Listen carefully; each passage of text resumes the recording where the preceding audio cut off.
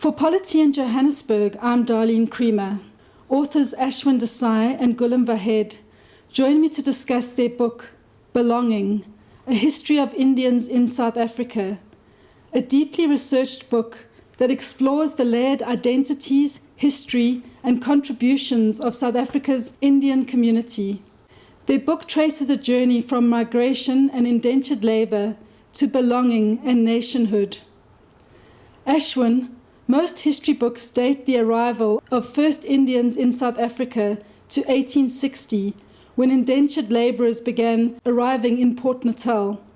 However, the passage from India began nearly 2 centuries earlier with the settlement of the Dutch at the Cape.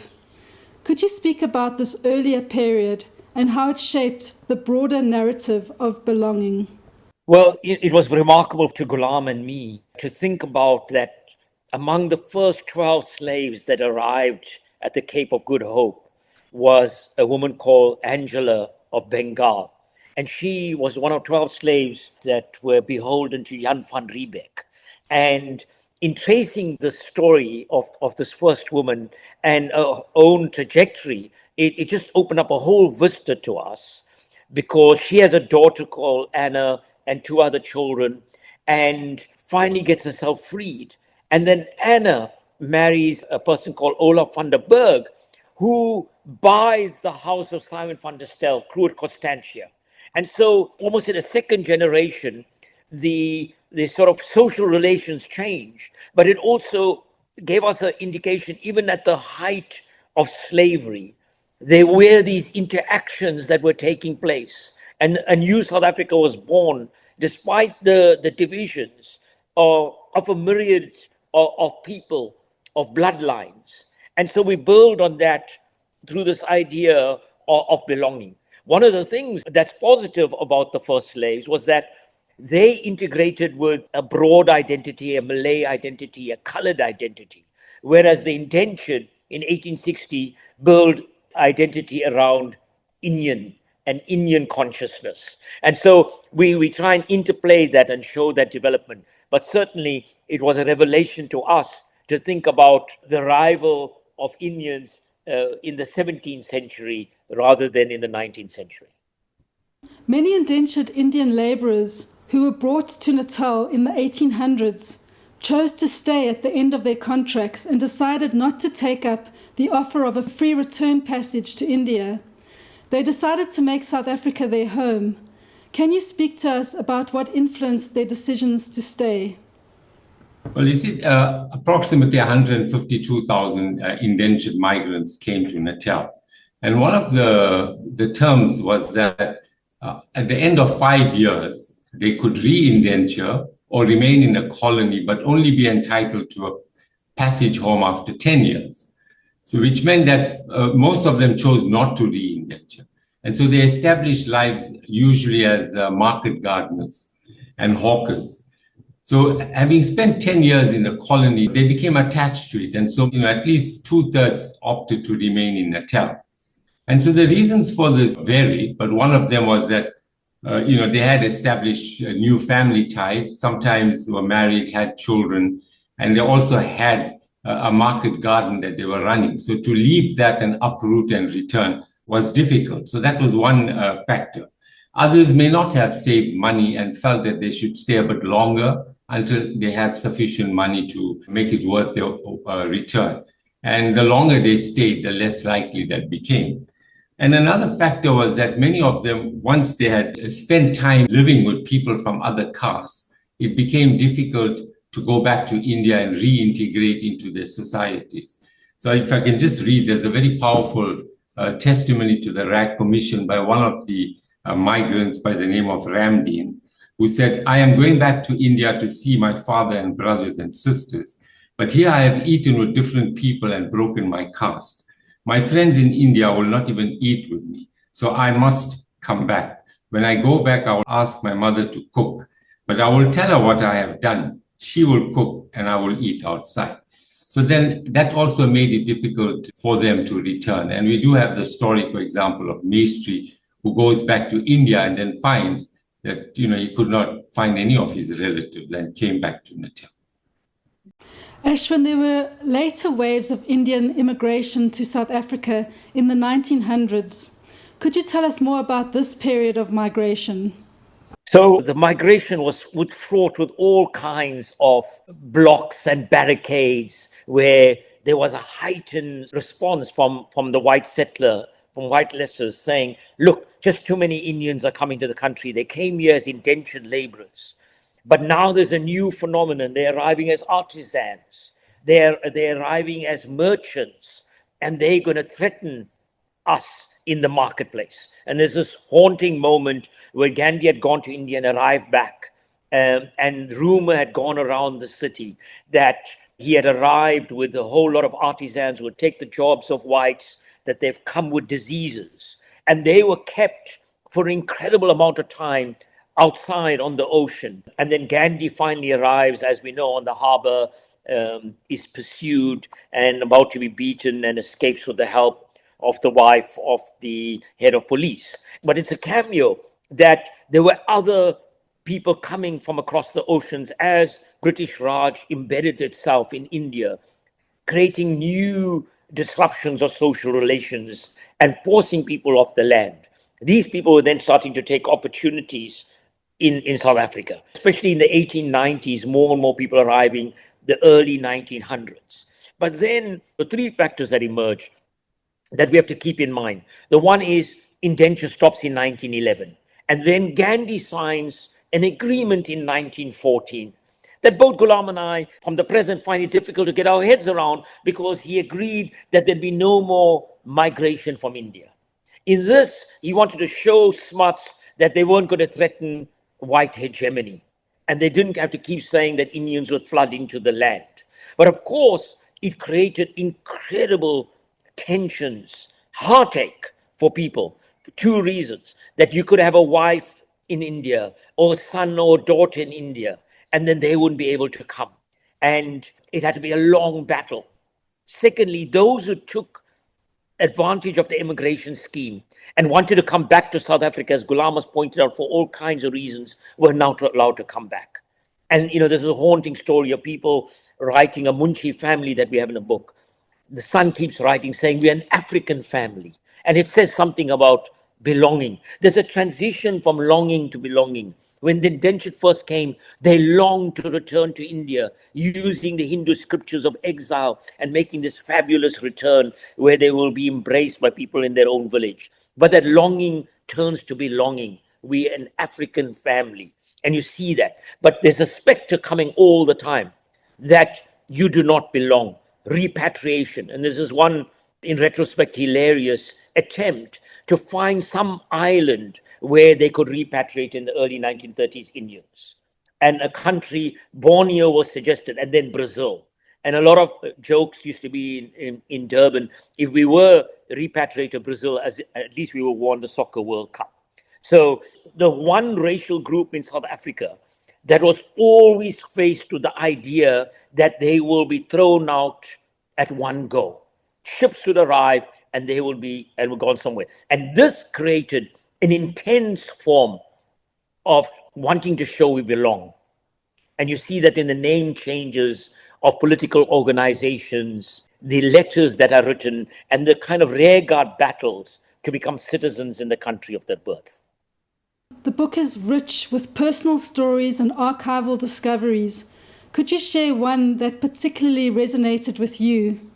When we look at Indentured, there's this mass of Indians, 152,000. So we look at it in terms of numbers and masses. But I think there was one story that really struck me, and that was the story of someone by the name of Munyan, who arrived here in 1893, I think, with his wife. But they had a 2-year-old daughter. And because they had just wanted to, come to Natal, make some money and return to India, they left the daughter with the wife's sister. And in 1903, when the 10 years are up and he's time to return, by now, there were stories filtering back about how difficult conditions were for the families in India. And so they decide to make Natal home. And they lived in a place just north of Durban called Duff's Road. And here, he was working as a barman. So they requested to the authorities that they be allowed to bring the daughter here, but the authorities insisted that she could only come to Natal as an indentured migrant because of the immigration laws. And, given what they had been through, obviously they could not put a 12-year-old through that. So eventually, after many attempts, towards the end of 1903, finally, the authorities in India do agree to let the daughter come, but they had to pay the passage for her to come. And so, as we put in a book, that after 11 or 12 years, mother and daughter were finally reunited. But also the story that, if I may just indulge, that Ashwin pointed out is this story of someone called Munigadu Rangadu, who came in 1893. He married, had 2 kids, lost his wife, married again, had a daughter, lost the wife. And in this state of depression, he took up the government offer to return to India. But when they got there, they said, this is a foreign land to us. We cannot fit in. So they requested to come back to Natal, but the authorities in India and Natal refused. So eventually they found their way to Dar es Salaam. And from there, it's recorded that they walked 2,000 miles to Zululand. But when they got to Natal, they were arrested. And despite getting the best attorney, Renaud, in Natal, getting the Natal Indian Congress involved, the authorities simply would not relent. So the daughter married a local person and was allowed to remain because of the marriage. But the father and the 2 sons were then deported. So I think that was a very gut-wrenching story as well.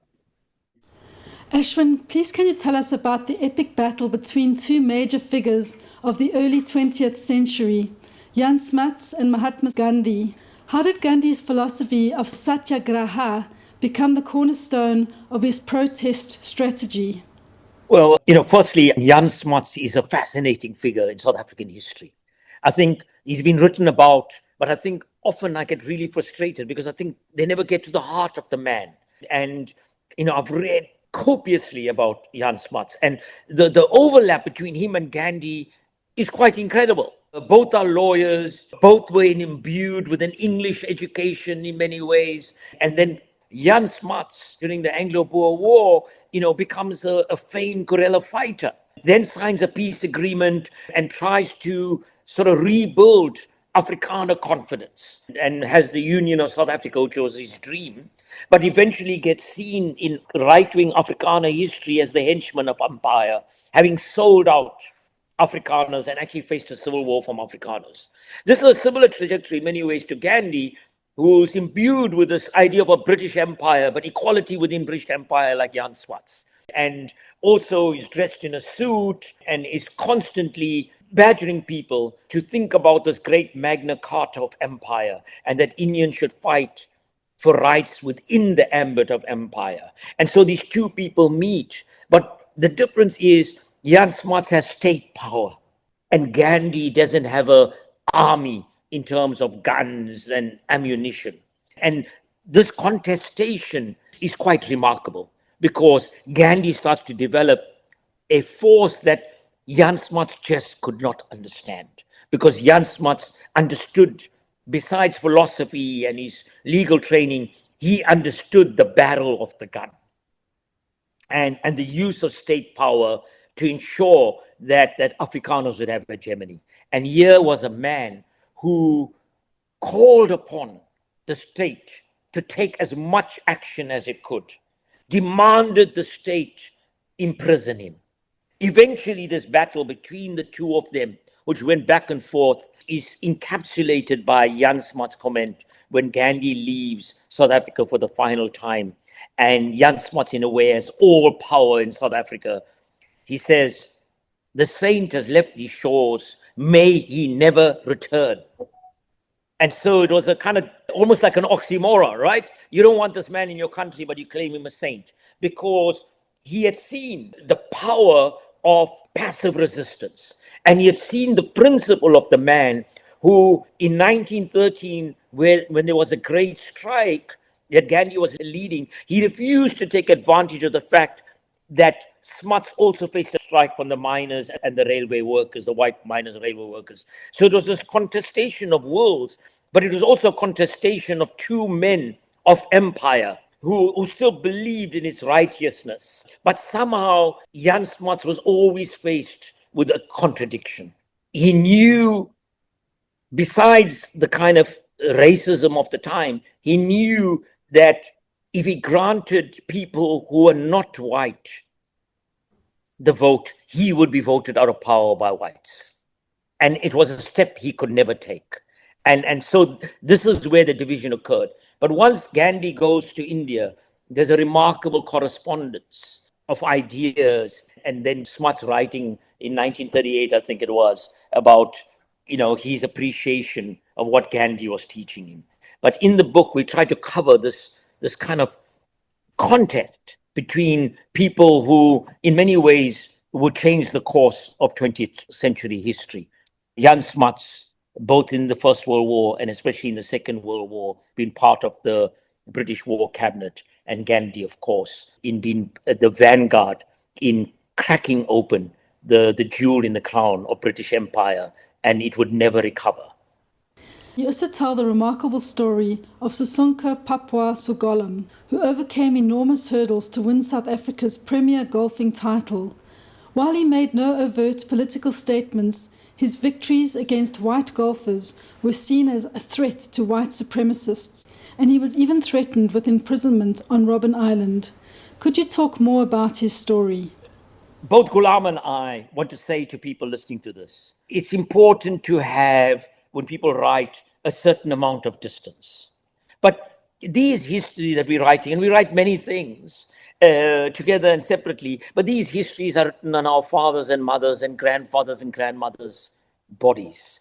And so we accept that, but still write it in ways that both capture that, but give us some idea about analyzing this. And, Goolam has written such a powerful piece on searching for his own granny and her roots and so on. So there is something personal. But my own story is that I grew up with the name Papwa Sewgolum in my head, because rather than the politics of the time, this is what my father talked about. This, because when I think back about it, unlike cricket or soccer, this is one person against one person often in a combat. And by now, it had been 100 years since Indians had arrived as indentured laborers, but still, by the late 1950s, without citizenship, still facing the specter of repatriation, finding themselves pushed out of the city centers, facing incredible amounts of waves of discrimination, having come through riots and bloodiness. People's confidence was down. And, what picks you up? And the story of Papwa gets told so many times, and it gets distorted, and rumors fly. And we went to research, and, we had to pick through this. And Papwa is a caddy. He lives near the Durban Country Club. He caddies, and sometimes history is about accident, not only about social relations, about modes of production, as the Marxists would have it, but sometimes it's just a chance encounter. And he caddies for Graham Wolfe. Graham Wolfe is the founder of Oil of Ulay. And Graham Wolfe sees this man basically showing him how to play the game, but could never play on that golf course, and decides that he is going to fly Papwa in his personal plane to England and then to the Netherlands. And 1959, Papwa wins the Dutch Open. He wins it again. And Graham Wolfe is right behind him. And then, remarkably, in 1963, because apartheid was still kind of gelling and there were cracks and fissures in which you could take advantage of, Papwa enters the Natal Open. And of course, he's not given a chance. He can't practice there. He has to practice on the beach next door. And he comes up against Khubi Lagrange, Hutchinson, Bobby Verwey, Gary Player's brother-in-law in 63. And of course, he's not given a chance. 73 in the first round, then 70. But somehow he's second. And caddies are flocking from all over to watch this. One of their own playing against some of the best in the world. On the 15th hole, his ball falls into a bunker. Everybody thinks it's over. But what people saw as a miracle shot was a shot he played every day, because for him, the greens were sea sand, because that's where he practiced. So he put the ball over the hole. The rest is history. He wins the game, he wins the tournament. And, something that enters the newspapers is that it's raining, but they won't allow him in the clubhouse. He receives his prize in the rain. But it's something. But in 65 is the real story, because now he's up against Gary Player. Gary Player had won this tournament 3 times. He was a master golfer, winning international tournaments. And of course, Papwa was a roly-poly figure. He was, he wasn't somebody who was going to jog around. He wasn't athletic like Gary Player was. But somehow they got to the last hole. And Papwa, with the pressure, missed a putt that he would never miss because his short game was incredible. And if Gary Player had putted that ball, they would have gone for a playoff. And Papwa wins. And this time, he receives the prize inside, but they forget to give him the check. But there's a moment, maybe it's part apocryphal, part true, is that there's a moment of a photograph where Gary Player is studying Papwa's card because he felt Papwa might have cheated. But Papwa wins. But what we tried to show in the book, yes, there was this highest moment, but we tried to tell the group area story through Papwa, because Papwa lives next to the golf course in Riverside. The group areas that takes effect. He's thrown out of his house and he's escorted to Chatsworth. There are no golf courses. It's a barren township. And basically, he never plays the game again at a high level and dies in poverty. Whereas Gary Player goes on to become one of the most famous golfers history has ever seen. But Graham Wolfe, the Oil of Olay, writes that he's been to every golf course in the world, but the 1965 game is the greatest golf game he's ever seen. And so we try to capture that moment in the book, but the broader social relations. And that's sometimes the key. How do you tell the story that Goolam says of Munyan or Angela of Burma? How do you tell the personal, the biography, and not exclude the broader circumstance in which people are living their lives? But you don't want to drive out the personal story, because that's what makes history. So in the book too, there's these tensions, the fighting between Goolam, the archetypical historian, fact after fact, and me, the sort of die-hard sociologist. It's all about politics, capital accumulation, class struggle, and so on. And so in the book, through those pages, is a contestation of Gary Player and Papwa, if you like. Your book traces powerful moments of solidarity across racial and cultural lines, from anti-apartheid activism to collaborations post-1994.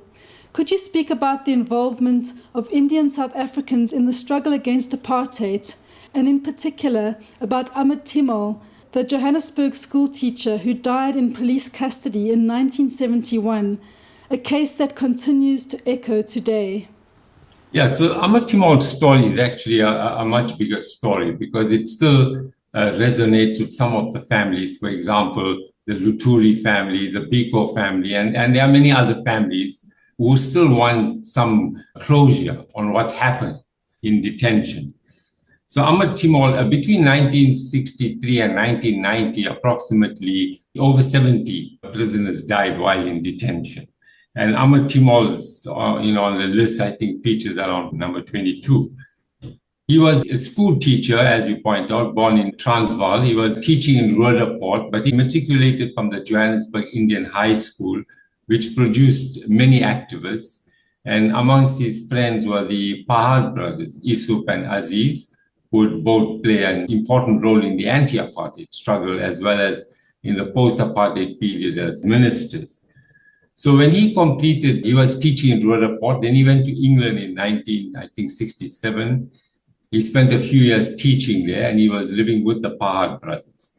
And interestingly, around 1969, he goes to Moscow.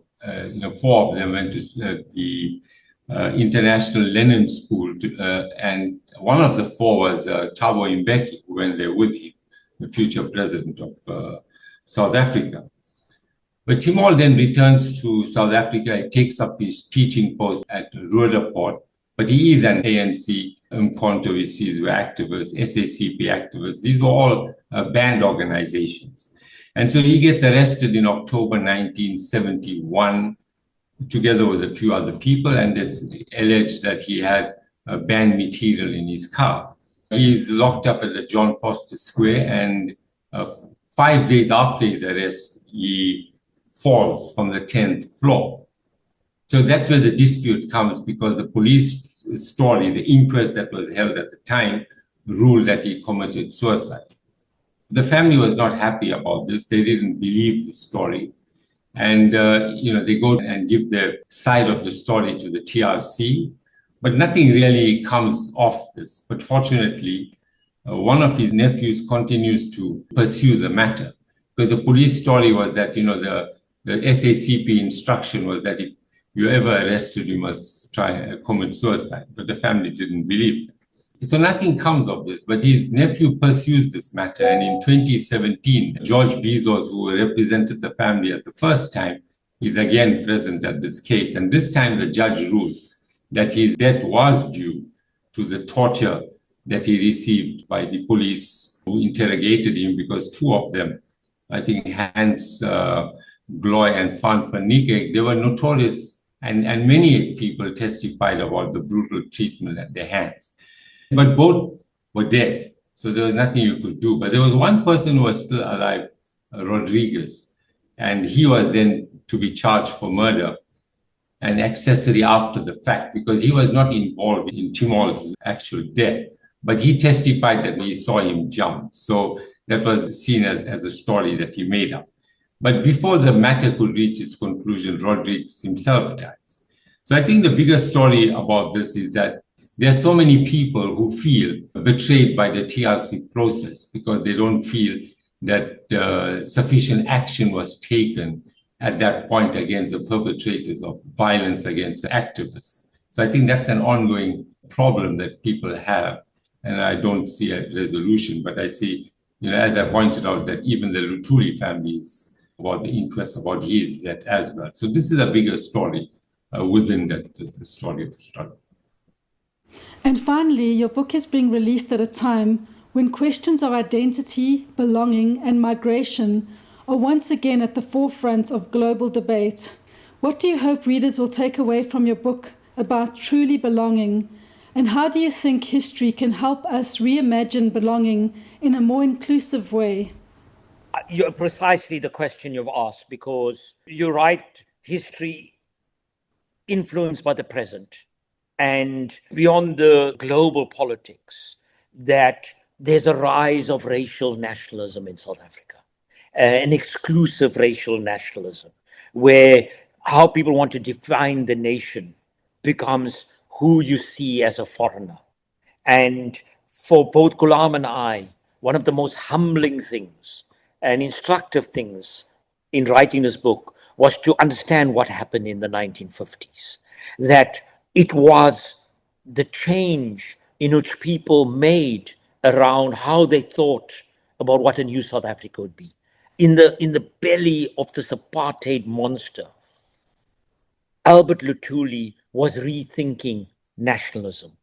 And he, with the Italian Congress and a remarkable friendship with Monty Nycker, began to talk against the tyranny of numbers, began to talk about an inclusive nationalism, began to use the word non-racialism, and of course then becomes the kind of way into the Congress alliance and what we came to see later in the political struggle. But a figure that was able to transcend so many worlds. He was a traditionalist as a chief. He was a modernist. He could work with liberals and the communists. A man who dedicated to peaceful forms of protest. And so he would also go against the refrain of many of his closest comrades. And so for us, that spine of struggle, those memories and histories of what people built, become important in the present. That this is a struggle of all South Africans to belong in a country that was based on exclusions all the time. Whether it was 1910 at the Union of South Africa, or 1960, or into the present now with the rise of the kind of belligerent way in which the MK party thinks about race and the EFF, and even Operation Daluda, the way in which foreigners are now picked upon on the streets of South Africa. This is an instructive lesson about our history and where we come from. And that's what we're trying to build. And we're trying to also say to ourselves, what are the places in which this non-racialism, this fraught relationship between Indian and African can be built? And in our book, towards the end, we talk about places like Unit 2 in Chatsworth, where African and Indian people are living together. They're not on the platform together in a political party together and going to their own homes. They're living cheek by jowl. And what attempts they are making to build some kind of sense of community, a neighborliness, a non-racialism, a sense that you belong in an area, no matter what your racial group or histories are. And so that for us is a lesson that we want to learn through this long arc that we are trying to track in history. And it's a humbling thing that people like Ahmed Timol gave their lives. People spent 20, 25 years on Robben Island.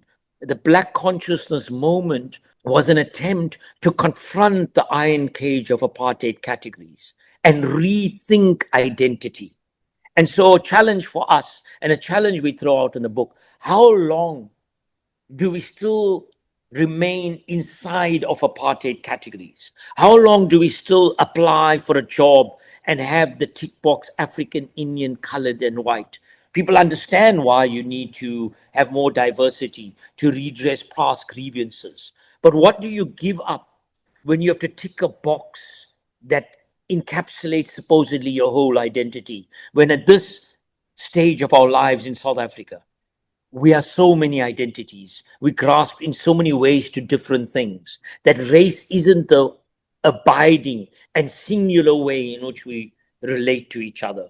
Can South Africa, like it did in the 1950s, can it break out of those racial identities, rethink what it is to be South African in new ways that breaks the mold of what we have inherited? That's the challenge of this book. And that's our own longing, in a way, of moving this thing in different ways and challenging the racial categorizations that the ANC so lazily uses for its policies of redress, but also as its electoral bank by using itself the racial metaphors. And we say this against a backdrop of South Africa also seeing the specter of the return of tribal identities, the return of the most narrow forms of racial identities, whether that's a colored identity or an Afrikaner identity or an Indian identity. And we want to, in a way, without seeming preachy, to warn against what this could end up as, a balkanization of the country, maybe not into territories, but into estates and to townships. So this is the history we have. And this is the history we must draw on about non-racialism and anti-racism and inclusive nationalism.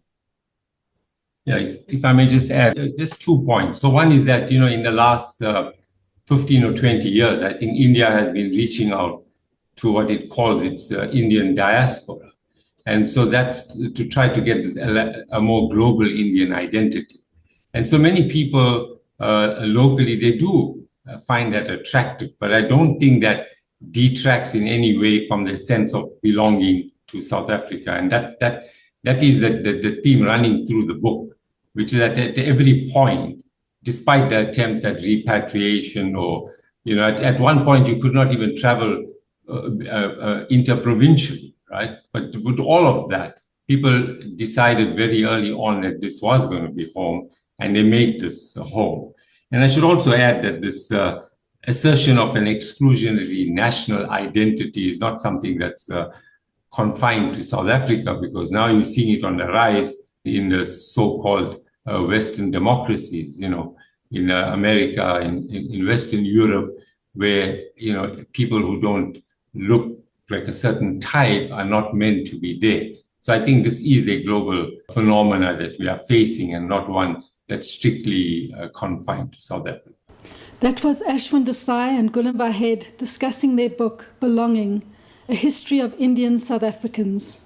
Visit the Polity website to access more author interviews, news and information updates. If you haven't already, subscribe to Polity's email services, including our new monthly Polity Bookshelf email, to stay informed about the latest news and Polity Bookshelf developments.